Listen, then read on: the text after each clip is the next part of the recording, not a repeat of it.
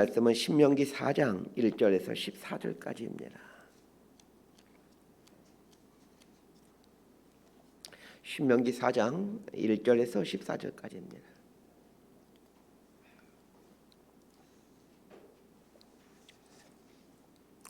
제가 먼저 읽겠습니다. 이스라엘아, 이제 내가 너희에게 가르치는 규례와 법도를 듣고 준행하라. 그러면 너희가 살 것이요 너희 조상의 하나님 여호와께서 너희에게 주시는 땅에 들어가서 그것을 얻게 되리라. 내가 너희에게 명령하는 말을 너희는 가감하지 말고 내가 너희에게 내리는 너희 하나님 여호와의 명령을 지키라. 여호와께서 바알볼의 일로 말미암아 행하신 바를 너희가 눈으로 보았거니와 바알볼을 따른 모든 사람을 너희 하나님 여호와께서 너희 가운데서 멸망시키셨으되 오직 너희의 하나님 여호와께부터 떠나지 않는 너희는 오늘까지 다 생존하였느니라. 내가 나의 하나님 여호와께서 명령하신 대로 규례와 법도를 너희에게 가르쳤나니 이는 너희가 들어가서 기업으로 차지할 땅에서 그대로 행하게 하려 함인즉 너희는 지켜 행하라. 이것이 여러 민족 앞에서 너희의 지혜요 너희의 지식이라. 그들이 이 모든 규례를 듣고 이르기를 이 큰 나라 사람은 과연 지혜와 지식이 있는 백성이로다 하리라. 우리 하나님 여호와께서 우리가 그에게 기도할 때마다 우리에게 가까이 하심과 같이 그 신이 가까이 함을 얻은 큰 나라가 어디 있느냐. 오늘 내가 너희에게 선포하는 이 율법과 같이 그 규례와 법도가 공의로운 큰 나라가 어디 있느냐. 오직 너는 스스로 삼가며 내 마음을 힘써 지키라. 그리하여 내가 눈으로 본 그 일을 잊어버리지 말라. 내가 생존하는 날 동안에 그 일들이 내 마음에서 떠나지 않도록 조심하라. 너는 그 일들을 내 아들들과 내 손자들에게 알게 하라. 내가 호렙산에서 내 하나님 여호와 앞에 섰던 날에 여호와께서 내게 이르시기를 나에게 백성을 모으라. 내가 그들에게 내 말을 들려주어 그들이 세상에 사는 날 동안 나를 경외함을 배우게 하며 그 자녀에게 가르치게 하리라 하시매 너희가 가까이 나와서 산 아래에 서니 그 산에 불이 붙어 불길이 충천하고 어둠과 구름과 흑암이 덮였는데 여호와께서 불길 중에서 너희에게 말씀하시되 음성뿐이므로 너희가 그 말소리만 듣고 형상은 보지 못하였느니라. 13절 14절 함께 읽습니다. 여호와께서 그의 언약을 너희에게 반포하시고 너희에게 지키라 명령하셨으니 그 십계명이며 두 돌판에 친히 쓰신 것이라. 그때 여호와께서 내게 명령하사 너희에게 규례와 법도를 교훈하게 하셨나니 이는 너희가 거기로 건너가 받을 땅에서 행하게 하려 하심이니라. 아멘. 애굽에서 가나안까지는 한 달이면 갈 수 있는 거리입니다. 하나님께서 이스라엘 백성들을 애굽에서 탈출시킨 후 바로 가나안 땅으로 인도해 가지 않으시고 시나이 반도에 있는 시내산 자락으로 인도하시더니 거기서 1년을 머물게 하십니다. 1년을 머물게 했던 이유가 무엇일까요? 거기서 무슨 일이 있었는지를 보게 되면 하나님께서 왜 바로 가나안으로 인도하지 않는 이유를 알게 됩니다. 하나님은 이스라엘 백성들을 애굽에서 400년 동안이나 살게 하셨습니다. 400년 기간 중 상당 기간을 종으로 살면서 가진 학대를 당하게 합니다. 이런 학대를 당하도록 하신 이유가 무엇이겠습니까? 출애굽기 6장 6절과 7절이 그 답을 해주고 있습니다. 그러므로 이스라엘 자손에게 말하기를 나는 여호와라.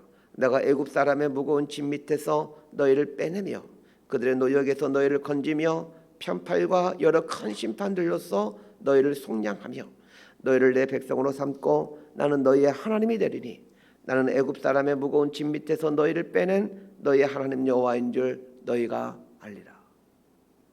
이스라엘이 애굽에서 고된 종살이를 하게 한 것은 장차 하나님께서 행하실 구원이 얼마나 큰 은혜인지를 알도록 하기 위함이었습니다. 학대와 고통의 삶을 뼈저리게 경험해봐야 그래야 구원이 무엇인지를 알게 됩니다. 여러분, 천국과 같은 삶을 사는 사람에게 구원을 얘기한다 한들 구원이 아무런 의미가 없습니다. 그런데 애굽에서 오랜 세월 동안 같은 학대와 핍박을 받은 이스라엘 백성을 출애굽시켰으면 바로 가나안 땅으로 인도하셔서 행복한 삶을 살도록 해줘야 되는 것이 맞지 않겠습니까? 그럼에도 불구하고 하나님은 시내산 아래에서 1년 이상을 멈춰 서게 하십니다. 그것은 무엇을 하십니까? 두 가지를 주시죠. 십계명과 성막입니다. 십계명은 율법이라고 하기도 하고 혹은 하나님 말씀이라고 하기도 합니다. 가나안에 들여보내는 것이 중요한 것으로 보여졌는데 왜 하나님께서는 가나안 땅으로 바로 들여보내지 않고 시나이 반도 시내산으로 인도하시더니 거기서 머물게 하시며 말씀을 주시고 그것을 굳이 이 광야한 시내산 아래에서 듣게 하시는 것이겠습니까? 가나안 땅에 들어가 좋은 집에 살며 좋은 음식 먹으며 하나님의 말씀을 들으면 안 되는 것입니까? 하나님의 관심은 가나안 땅에 들어가는 것이 아니라 약속의 땅인 가나안에서 살 수 있을 만큼 그 수준에 맞는 사람으로 변하는 것이기 때문입니다. 그래서 말씀을 주시고 집중적으로 1년 동안 하나님의 말씀을 배우는 기간을 갖는 것입니다. 시내산 자락에 있을 때 성막을 주셨습니다. 성막은 보이는 말씀이라고 생각하시면 됩니다. 성막은 하나님 말씀을 눈에 보이게끔 해주는 겁니다. 하나님은 출애굽한 이스라엘 백성들에게 시내산 자락에서 집중적으로 말씀을 듣게 하고 보이는 말씀의 성막을 통해 하나님을 알아가게 하고 하나님을 예배하는 백성으로 훈련시켜 가십니다. 그런데 1년 동안 집중적으로 훈련받았지만 결과는 어떠했습니까? 1년 동안 집중적인 훈련을 마치고 11일 만에 가데스 바네아에 도착하죠. 거기서 무슨 일을 했습니까? 불순종하게 됩니다. 가나안 땅에 올라가지 않습니다. 다시 애굽으로 돌아가자라고 합니다. 하나님께서 가나안 땅을 주시겠다라고 했으니 올라가서 취해라 이렇게 명령했건만 가나안 땅에 있는 아낙 자손을 보면서 겁을 먹고는 하나님의 말씀을 거역합니다. 1년 동안 집중적으로 말씀 훈련을 받았지만 그들은 실패하고 맙니다. 그래서 40년 광야 생활하면서 이 고된 말씀의 훈련을 받게 되는 겁니다. 40년의 광야 생활을 마치고 요단강 동편의 모압 평지에 와서 가나안 땅을 점령하기 바로 직전에 이제 이 모세의 세 편의 설교 신명기가 시작됩니다. 그런데 가나안을 점령하는 중대한 일 앞에서 모세가 행하는 것이 무엇입니까? 다시 말씀을 가르치는 겁니다. 신명이라는 말이 다시 말씀을 가르친다는 뜻입니다. 하나님이 원하시는 것은 이스라엘의 말씀에 순종하는 삶을 사는 것이기에 다시 말씀을 가르치는 겁니다. 자, 1절에서 4절까지 말씀 함께 읽겠습니다. 시작. 이스라엘아, 이제 내가 너희에게 가르치는 규례와 법도를 듣고 준행하라. 그러면 너희가 살 것이요 너희 조상의 하나님 여호와께서 너희에게 주시는 땅에 들어가서 그것을 얻게 되리라. 내가 너희에게 명령하는 말을 너희는 가감하지 말고 내가 너희에게 내리는 너희 하나님 여호와의 명령을 지키라. 여호와께서 바알볼의 일로 말미암아 행하신 바를 너희가 눈으로 보았거니와 바알볼을 따른 모든 사람을 너희 하나님 여호와께서 너희 가운데서 멸망시키셨으되 오직 너희 하나님 여호와께부터 떠나지 않은 너희는 오늘까지 다 생존하였느니라. 하나님 말씀이 중요한 것은 하나님 말씀이 하나님 백성이 살아가야 될 삶의 원리이기 때문에 그렇습니다. 하나님 백성으로 어떻게 살아야 되는가 이걸 분명하게 알려주고 말해주는 것이 하나님 말씀입니다. 그래서 하나님 말씀을 모르고서는 하나님 백성으로 살아갈 수가 없습니다. 이 간단한 진리를 사단은 자꾸 변질시킵니다. 교회를 열심히 다니는 것이 하나님 백성으로 사는 것이다 라고 현혹시키는 거죠. 하나님 말씀과 관련해서 가장 중요한 두 가지는 듣는 것과 행하는 것입니다. 말씀과 관련해 우리가 해야 될 두 가지는 듣는 것과 행하는 것입니다. 듣지 않으면 우리를 향한 하나님의 뜻을 알 수가 없습니다. 우리가 어떻게 살아야 되는지, 하나님 백성은 어떻게 살아야 되는 사람들인지 알지를 못합니다. 그래서 말씀을 듣는 겁니다. 말씀을 듣는 것에는 몇 가지 방법들이 있지요. 설교를 듣는 것도 있고 성경 말씀을 읽는 것도 있고 큐티를 하는 것도 있고 성경 공부를 하는 것도 있고 나눔을 통해서 듣는 방법도 있습니다. 다양한 채널들을 통해서 다양하게 들어야 됩니다. 그러나 듣기만 해서는 안 됩니다. 들은 말씀을 실천해야 됩니다. 적용해야 되죠. 이스라엘 백성들이 40년 광야에서 40년이나 방황하게 된 이유가 무엇입니까? 듣지 않았기 때문이 아닙니다. 그들은 끊임없이 하나님의 말씀을 들었습니다. 모세가 이스라엘 백성들을 출애굽시킨 다음에 끊임없이 한 것이 하나님의 말씀을 가르치는 거예요. 이스라엘 백성은 끊임없이 듣습니다. 우리는 일주일에 보통 성도들은 일주일에 한 번 주일에 와서 하나님의 말씀을 듣지만 그들은 매일 끊임없이 하나님의 말씀을 들었습니다. 그런데 그 들은 말씀을 실천하지 못했습니다. 그냥 듣기만 했습니다. 그래서 가나안 땅에 입성하지 못하고 광야를 헤매는 것입니다. 하나님의 말씀을 듣고 들은 말씀들을 지켜야 1절 말씀처럼 됩니다. 그래서 우리가 헌신해야 될 것은 말씀을 듣는 자리에 내 시간을 내어드리는 겁니다. 또 하나의 헌신은 들은 말씀을 실천하기 위해서 내 몸을 드리는 겁니다. 말씀을 듣고 들은 말씀을 실천해 가는 과정, 이게 신앙생활입니다. 교회 열심히 아무리 다녀도 아무런 소용없습니다. 말씀을 듣고 들은 말씀을 실천해 가는 것, 이게 신앙생활입니다. 교회 열심히 다니는 건 그냥 교회 열심히 다니는 생활이고, 신앙생활은 그런 게 아닙니다. 말씀을 듣고 들은 말씀을 행하는 것입니다. 이스라엘 백성들이 시내산에서 1년 동안 집중적으로 말씀을 들었지만 불과 열 하루 만에 들은 말씀을 적용함에 있어서 실패하고 말았습니다. 그래서 40년 동안 말씀을 배우고 실천할 수 있는 시간을 또 갖는 거예요. 그런데 40년 동안 말씀을 듣고 지키기 위해 훈련했지만 그 다음에는 성공했습니까? 3절에 보면 바알볼의 사건을 언급해주고 있습니다. 바알볼의 사건은 40년 광야 생활을 마치고 요단강 동편의 모압 평지에 있을 때 벌어진 일입니다. 그러니까 지금 모세가 설교하는 이 시점에서 보면 불과 얼마 전에 있었던 일이라는 뜻입니다. 바알볼이라는 말은 부올의 바알이라는 말로 이스라엘 백성들이 모압 평지에 있을 때 바알신을 섬긴 것을 말합니다. 모압 평지에 있을 때 미디안 사람들이 이스라엘을 타락시키기 위해 바알신을 섬기는 음녀들을 이스라엘 진영으로 보내게 됩니다. 아주 늘씬하고 이쁜 여자들만 보내서 이스라엘 남자들을 유혹했을 겁니다. 여기에 이스라엘 남자들이 넘어가고 말았습니다. 그래서 하나님께서 이스라엘 향해 진노하시면서 전염병을 내려 24,000명이 죽게 하죠. 자, 이것은 무엇을 말해주는 것입니까?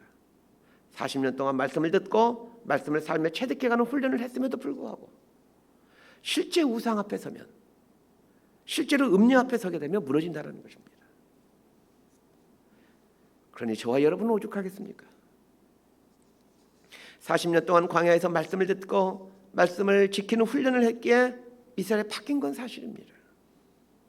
40년 전에 있었던 출애굽 1세대라고는 비교할 수 없을 만큼 이제 수준 있는 사람들 바뀌게 됩니다. 그럼에도 불구하고 40년 광야 생활을 통해 많은 훈련을 받았어도 이 바알의 우상 앞에서, 음녀의 유혹 앞에서 적지 않은 사람들이 무너지고 말았다는 것입니다. 그래서 모세는 바알볼의 사건을 언급하면서 너희들이 그렇게 연약한 인생이다라는 것을 상기시키며 다시 한번 말씀을 붙들고 말씀을 지키며 살 것을 명령하고 있는 겁니다. 자, 5절에서 8절까지 말씀 함께 읽겠습니다. 시작. 내가 나의 하나님 여호와께서 명령하신 대로 규례와 법도를 너희에게 가르쳤나니 이는 너희가 들어가서 기업으로 차지할 땅에서 그대로 행하게 하려 함인즉 너희는 지켜 행하라. 이것이 여러 민족 앞에서 너희의 지혜요 너희의 지식이라. 그들이 이 모든 규례를 듣고 이르기를 이 큰 나라 사람은 과연 지혜와 지식이 있는 백성이로다 하리라. 우리 하나님 여호와께서 우리가 그에게 기도할 때마다 우리에게 가까이 하신가 같이 그 신이 가까이함을 얻은 큰 나라가 어디 있느냐. 오늘 내가 너희에게 선포하는 이 율법과 같이 그 규례와 법도가 공의로운 큰 나라가 어디 있느냐. 모세가 지난 40년 동안 해왔던 것을 한마디로 요약한다라면 하나님 말씀을 가르친 일입니다. 40년 동안 계속해서 가르친 이유가 무엇입니까? 말씀대로 살도록 하기 위함입니다. 그러면 말씀대로 살면 어떻게 되는 것입니까? 모든 민족들이 이스라엘을 보면서 정말 하나님의 백성은 다르구나. 하나님의 백성은 정말로 지혜롭구나.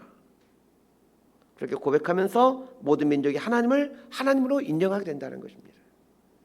그래서 우리도 이스라엘 백성들처럼 하나님 앞에 나와서 하나님의 말씀을 들으며 하나님의 말씀대로 살아야겠다라고 결단해야 됩니다. 말씀대로 사는 것이 그리스도인의 사명이고 교회의 사명입니다. 그래서 이스라엘을 그리고 우리 그리스도인들 축복의 통로라고 말하는 것입니다. 진짜 복인 하나님을 전해주는, 진짜 복인 하나님을 알게 하는 통로 파이프라는 얘기입니다. 자, 9절에서 14절까지 말씀 함께 읽습니다. 시작. 오직 너는 스스로 삼감이여 내 마음을 힘써 지키라. 그래야 내가 눈으로 본 그 일을 잊어버리지 말라. 내가 생존하는 날 동안에 그 일들이 내 마음에서 떠나지 않도록 조심하라. 너는 그 일들을 내 아들들과 내 손자들에게 알게 하라. 내가 호렙산에서 내 하나님 여호와 앞에 섰던 날에 여호와께서 내게 이르시기를 나에게 백성을 모으라. 내가 그들에게 내 말을 들려주어 그들이 세상에 사는 날 동안 나를 경외함을 배우게 하며 그 자녀에게 가르치게 하리라 하심에 너희가 가까이 나와서 산 아래에 서니 그 산에 불이 붙어 불길이 충천하고 어둠과 구름과 흑암이 덮였는데 여호와께서 불길 중에서 너희에게 말씀하시되 음성뿐이므로 너희가 그 말소리만 듣고 형상은 보지 못하였느니라. 여호와께서 그의 언약을 너희에게 반포하시고 너희에게 지키라 명령하셨으니 곧 십계명이며 두 돌판에 친히 쓰신 것이라. 그때 여호와께서 내게 명령하사 너희에게 규례와 법도를 교훈하게 하셨나니 이는 너희가 거기로 건너가 받을 땅에서 행하게 하려 하심이니라. 하나님 말씀이 얼마나 소중한지를 말해주면서 모세는 절대 잊지 말아야 되고 후손들에게 길이길이 전해줘야 될 하나의 사건이 있다라고 말씀합니다. 시내산에서 말씀을 받은 사건입니다. 하나님께서 이스라엘에게 말씀을 주신 목적은 하나님 말씀이 하나님을 경외하는 법을 알려주기 때문에 그렇습니다. 하나님 말씀과 관련해서 우리가 해야 될 것은 하나님 말씀을 통해서 하나님을 경외하는 법을 배워가는 것입니다. 거기서 그치지 않고 자녀들에게 부지런히 가르쳐야 되는 사명이 있습니다. 오늘날 대부분의 그리스도인들의 약점이 자녀들에게 하나님 말씀을 가르치지 않는다는 것입니다. 대부분의 부모들이 자식에게 하나님 말씀을 가르치는 것을 어려워합니다. 왜 그렇습니까?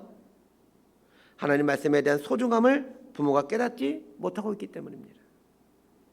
하나님 말씀은 하나님을 경외하게 하며 하나님을 경외하는 것이 지혜의 근본이라는 것을 알지를 못합니다. 그래서 공부는 열심히 시키지만 하나님 말씀에 대해서는 가르치려고 하지 않습니다. 모세는 또 한 가지 사건을 기억하라고 말합니다. 시내산에 하나님께서 나타나셔서 직접 계명을 주신 것을 기억해야 되지만 또 하나 기억해야 될 것이 12절 말씀입니다. 여호와께서 불길 중에서 너희에게 말씀하시되 음성뿐이므로 너희가 말소리만 듣고 형상은 보지 못하였느니라. 하나님께서 해주신 말씀을 지켜야 되지만 또 하나 기억해야 될 것은 하나님께서 나타나셔서 음성만 들려주시고 형상은 보여주지 아니했다라는 것을 기억해야 된다는 겁니다. 하나님께서 형상을 보여주지 않는 이유가 아주 중요합니다. 왜 하나님께서 당신의 형상을 보여주지 않을까요? 형상을 보여주면 더 하나님 닮을 것 같지 않습니까? 직접 사람의 눈으로 하나님을 보게 되면 하나님, 제가 볼 때는 하나님 닮을 것 같아요. 근데 왜 하나님은 직접 나타났음에도 불구하고 형상을 보여주지 않는 것일까요? 그리고 음성만 들려주신 것일까요? 하나님이 자신의 형상을 보여주지 않으신 것은 우리가 하나님의 형상을 만들고 싶어 하기 때문에 그렇습니다. 형상은 처음에는 하나님을 잘 기억하게 해주고 잘 믿도록 해주는 것 같지만 시간이 지나면 하나님은 놓쳐버리고 형상을 붙들게 하는 오류를 낳게 됩니다. 우리 눈에 보이는 것을 믿고 싶어 하죠. 가톨릭에서는 마리아상이나 여러 가지 동상 앞에서 절을 합니다. 우리 개신교들은 그걸 금지하고 있습니다. 마리아상 같은 이콘 앞에서 하나님을 볼 수 있다라면, 예수님을 볼 수 있다라면 그건 문제될 게 없습니다. 그런데 마리아상 앞에서 마리아를 보게 되고 또 이콘 앞에서 그 이콘에 그려진 사람들을 보게 되는 것이 문제입니다. 하나님께서 10계명을 주셨습니다.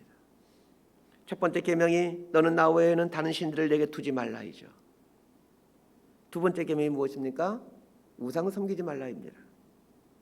그런데 두 번째 계명인 우상을 섬기지 말라를 말씀하면서 아주 중요한 말씀을 덧붙여 주십니다. 너를 위하여 새긴 우상을 만들지 말고 또 위로 하늘에 있는 것이나 아래로 땅에 있는 것이나 땅 아래 물속에 있는 것의 어떤 형상도 만들지 말며 그것들에게 절하지 말며 그것들을 섬기지 말라, 이렇게 설명을 덧붙여 주십니다. 우리는 통상 10계명의 두 번째 계명을 우상 숭배하지 말라 이렇게 알고 있습니다. 그래서 다른 신을 섬기지 말라라는 말로 이해를 하고 있죠. 그런데 1계명에서 뭐라고 말을 하고 있습니까? 나 외에는 다른 신들은 없다. 나 외에는 다른 신들 두지 말라. 첫 번째 계명에서 분명히 그렇게 말씀하셨습니다. 만약 우리가 알고 있는 것처럼 두 번째 계명을 우상을 섬기지 말라라는 의미로 해석한다면 두 번째 계명은 1계명과 똑같은 의미가 되는 겁니다. 두 번째 계명은 그런 의미가 아닙니다. 1계명에서 이미 하나님 외에는 다른 신이 없다 라고 하시면서 우상 같은 건 없다, 다른 신 같은 건 없다 라고 하나님께서 말씀해 주셨습니다. 이 계명은 하나님의 형상을 새기지 말라는 것입니다. 하나님의 형상을 새기게 되면 하나님은 그 형상 안에 갇혀버리게 됩니다. 그리고 시간이 지나면서 그 사람은 그 형상만 남고 하나님은 온데간데 없이 사라져버립니다. 하나님에 대한 어떤 형상을 만들게 되면 시간이 지나면은 하나님은 다 사라져버리고 그 형상만 남게 된다는 그 말입니다. 그래서 하나님께서는 형상을 보여주지 않고 말씀만 해주셨고, 그리고 자신을 위하여 어떤 형상도 만들지 말라고 말씀하셨던 것입니다. 말씀이 하나님이십니다. 말씀을 간직하고 말씀대로 사는 것, 그것이 하나님을 믿는다는 의미입니다. 말씀 정리합니다. 하나님 말씀이 하나님이십니다.